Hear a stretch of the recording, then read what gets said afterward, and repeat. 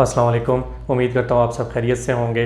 आज की वीडियो में हम बच्चों में पखाने के रास्ते से आंत का बाहर आना, जिसको रेक्टल प्रोलैप्स कहते हैं, इसको डिटेल में डिस्कस करेंगे कि रेक्टल प्रोलैप्स बेसिकली क्या चीज़ है, इसकी वजूहात क्या हैं, तशख़ीस कैसे होती है, उसके लिए क्या क्या इलाज के तरीके मुमकिन हैं।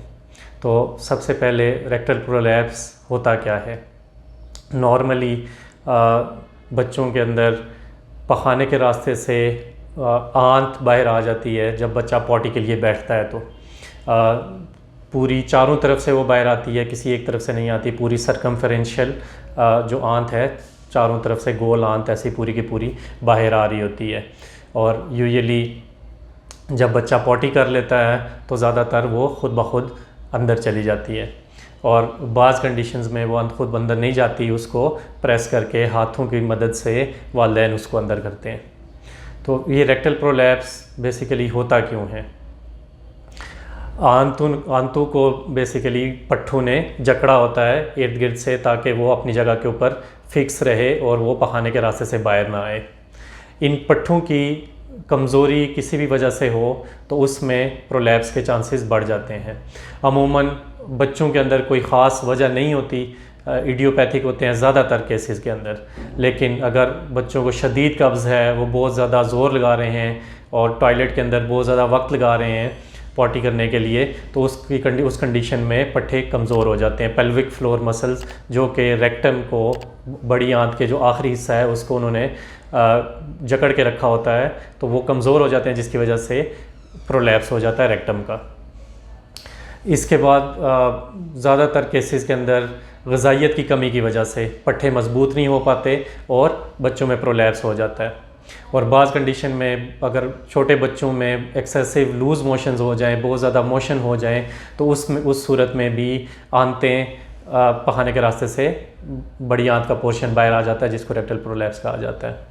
इसके साथ साथ कुछ ऐसी डिजीज़ जैसे सिस्टिक फाइब्रोसिस और कुछ ऐसी बीमारियां जिसमें के जो पट्ठों की नसें हैं वो कमज़ोर हो जाएं, जैसे कि कमर के ऊपर फोड़ा होता है मेनिंगोमाइलोसील, तो कमर से जो नसें निकल रही होती हैं पट्ठों के लिए, वो बेसिकली कमज़ोर हो जाती हैं। उसकी वजह से पट्ठे कमज़ोर हो जाते हैं, वो आंत को जकड़ नहीं पाते और रेक्टल प्रोलैप्स हो जाता है। तो ये चंद वजूहात हैं रेक्टल प्रोलैप्स की। तशख़ीस कैसे की जाती है। नॉर्मली तशख़ीस मुआयने के ऊपर देख के, या अगर पेरेंट्स ने कोई इसकी पिक्चर ली हो या कोई वीडियो बनाई हो, तो जो उस वीडियो को देख के उसकी तशख़ीस मुमकिन है।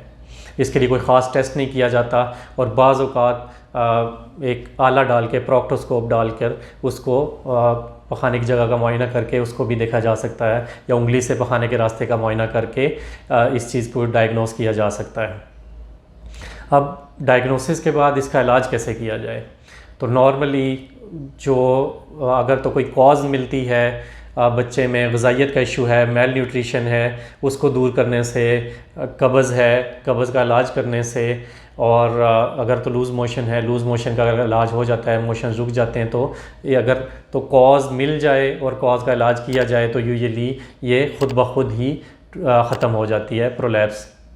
लेकिन अगर कोई कॉज नहीं मिलता और लंबे अरसे से प्रोलैप्स है और बार बार हो रहा है और वो बढ़ता जा रहा है, यूजुअली इनिशियली ख़ुद ही वो अंदर चला जाता था, जैसे ही बच्चा पॉटी करके उठता था तो खुद ही अंदर चला जाता था, और अब वो आहिस्ता आहिस्ता बढ़ते इस कंडीशन में आ गया है कि उसको हाथों से प्रेस करके अंदर करना पड़ता है, और बाज़ कंडीशन में वो हाथों से भी नहीं प्रेस होता, ब्लीडिंग स्टार्ट हो जाती है। तो इस कंडीशन के अंदर फिर इसके फर्दर इलाज की तरफ जाया जाता है, जिसमें के दो तरह के इलाज हैं। एक तो लोकली आंतों के इर्द गिर्द इंजेक्शंस लगा के, इंजेक्शन स्क्लेरोथेरेपी के ज़रिए उसको आंत को फिक्स किया जाता है, और इससे भी अगर इलाज मुमकिन ना हो तो फिर सर्जिकली ऑपरेशन के ज़रिए आंत को फिक्स किया जाता है। और सर्जरी के भी दो तरीक़ाकार हैं। एक तो लेप्रोस्कोपिकली उसको फिक्स किया जाता है, बड़ी आंत को पेट के अंदर ही उसको टांका लगा दिया जाता है ताकि वो बाहर ना आए, और दूसरा कट के ज़रिए इसका इलाज किया जाता है और इसको रेक्टोपेक्सी की जाती है, उसको फिक्स किया जाता है। तो उम्मीद है कि रेक्टल प्रोलैप्स की डिटेल इन्फॉर्मेशन आपको इस वीडियो के थ्रू मिल गई होगी। आपके बच्चे में, आपके जानने वाले किसी भी बच्चे में अगर रेक्टल प्रोलैप्स है तो आज ही पीडियाट्रिक सर्जन यानी बच्चों के सर्जन से लाजमी रुजू करें। Thank you so much.